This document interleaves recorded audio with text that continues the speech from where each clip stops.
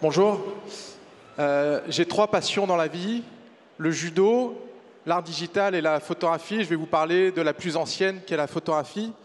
Pas tant que je sois photographe, mais parce que c'est une passion qui en fait nous est tous commun. Parce que peut-être vous ne le savez pas, mais la photographie c'est une invention française. En 1824, donc il y a 200 ans pile, il y a Nicéphore Niepce qui est un inventeur, un entrepreneur de l'époque, qui travaille sur la photographie. Alors avant ça, il a inventé le moteur à explosion. On ne le sait pas, mais c'est lui, à Chalon-sur-Saône. Et puis, il travaille pendant plusieurs années et il a vraiment cette lubie d'arriver à fixer une image sur un support. Et il y arrive avec une plaque d'étain et du bitume de Judée. Et ça donne la première photo. Alors cette photo, en France, il y a 50 ans, on n'a pas considéré que c'était assez important pour la garder. Donc aujourd'hui, elle est à l'université de Austin, au Texas. Mais c'est la plus vieille photo qui existe aujourd'hui. Et l'Académie des Beaux-Arts va fêter le bicentenaire de la photographie en 2026-2027. Et pourquoi je vous parle de cette histoire? Parce qu'il y a un autre lien, il y a une suite à cette histoire. C'est qu'une fois qu'il a fait ça, c'est un procédé qui n'est pas industrialisable, qui ne peut pas commercialiser. Et donc il y a quelqu'un qui vient le voir, qui s'appelle Louis Daguerre. Et il lui propose de s'associer ensemble pour créer quelque chose qu'on peut vendre sur le marché. Et donc ils commencent à travailler ensemble à partir de 1829. Niepce meurt en 1833, mais Daguerre continue avec le fils de Niepce. Et en 1839, il va à Paris, à l'Académie des sciences, et il présente son invention, le daguerréotype. Et qu'est-ce qui se passe? Là, il y a des gens qui sont éberlués de cette invention qui va permettre de rendre compte du monde. De rendre compte de ce qui se passe réellement dans le monde, d'avoir une représentation et du réel, ce qui n'existait pas avant. Et dans la salle, il y a François Arago. Alors François Arago, il n'est pas encore président du Conseil, ça viendra un peu plus tard, mais il est député et c'est un homme de science. Et il comprend tout de suite l'importance de cette invention. Donc en fait, il va faire deux choses. La première, c'est qu'il va acheter le brevet de la photographie au nom de l'État français.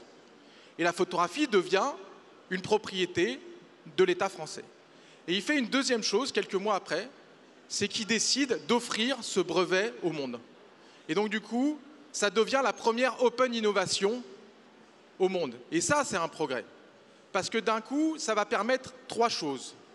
La première, c'est que ça va permettre d'avoir une représentation du monde et du réel et ça va libérer les imaginaires. On va arrêter de penser à quoi on va aider. En fait, les gens se mettent à savoir à quoi ressemblent les États-Unis, l'Afrique, l'Asie. Ils n'y sont jamais allés, mais maintenant ils ont une représentation, ça va libérer les échanges économiques. La deuxième chose, un peu plus inattendue, c'est que ça va libérer les peintres d'un poids. On ne demande plus aux peintres de représenter le réel. Et qu'est-ce qui naît 20 ans après? L'impressionnisme. Parce que d'un coup, ils sont libérés de ce poids de représenter le réel. Puis il y a une troisième chose qui est une conséquence à long terme, c'est qu'aujourd'hui, en France, on est considéré comme le pays berceau de la photographie. Et ça a des conséquences. On a le plus grand festival de photos au monde, qui sont les rencontres d'Arles. On a la plus grande foire de photos, qui est Paris Photo. Et on a les institutions les mieux structurées au monde. Et les Américains, les Asiatiques et le monde entier nous reconnaissent comme étant le lieu principal de la photographie dans le monde. Et ça, c'est vraiment lié à ce geste de Arago il y a 200 ans. Moi, j'ai créé un magazine de photos il y a 12 ans qui s'appelle Fisheye. Et avant, j'étais directeur de la rédaction d'un autre magazine de photos très reconnu qui s'appelait Image.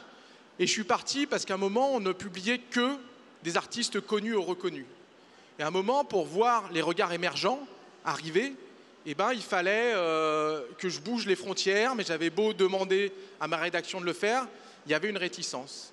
Et j'ai gardé en tête cette phrase de Jean-Pierre Échevènement qui disait « Quand on est ministre, on ferme sa gueule ou on démissionne ». Donc j'ai démissionné, j'ai créé ma boîte.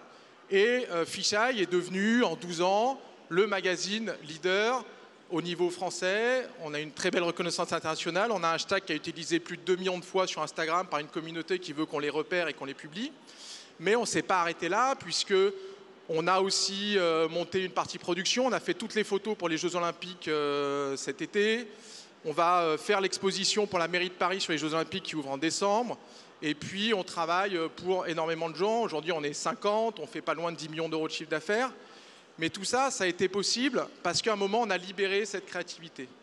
Aujourd'hui, avec l'intelligence artificielle qui arrive, moi, ça m'inspire une réflexion.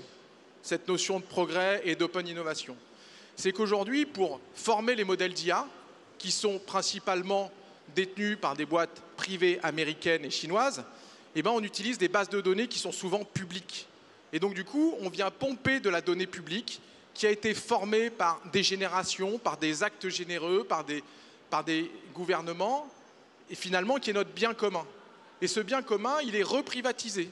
C'est-à-dire que même la notion de droit d'auteur qu'on vient questionner aujourd'hui sur l'intelligence artificielle, bah, quand elle tombe dans le domaine public au bout de 70 ans ou de 100 ans en fonction des catégories, eh ben, elle est privatisée à nouveau parce qu'en fait, on s'en sert pour créer quelque chose de nouveau qu'on vient vous revendre à nouveau. Et je pense qu'aujourd'hui, le progrès, c'est se poser la question de finalement comment est-ce qu'en libérant les choses, en libérant l'innovation, en libérant les données, on va rendre possible cette innovation. Et je pense que, parce qu'au cœur des choses, pour moi, ce qui est important, c'est la créativité scientifique, la créativité artistique. Et c'est ça qu'il faut qu'on mette en avant, et pour ça, il faut donner des outils aux gens. Et donc, du coup, pour moi, ma définition du progrès, puisque je suis là pour ça, c'est de, pour moi, donner le potentiel au futur d'être meilleur que le passé.